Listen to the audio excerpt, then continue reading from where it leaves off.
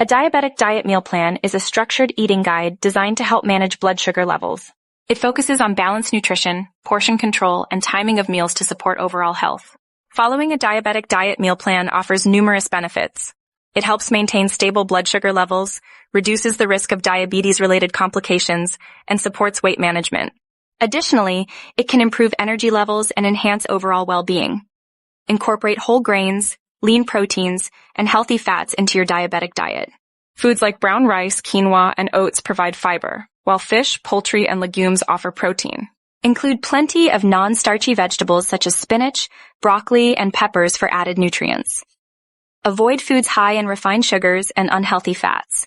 Limit consumption of sugary drinks, pastries, and processed snacks. Steer clear of white bread, pasta, and rice, as they can cause spikes in blood sugar levels. A sample meal plan might include oatmeal with berries for breakfast, a grilled chicken salad for lunch, and baked salmon with quinoa and vegetables for dinner. Snacks could include nuts or yogurt. A diabetic diet meal plan is essential for managing diabetes effectively. It promotes healthy eating habits and supports long-term health goals.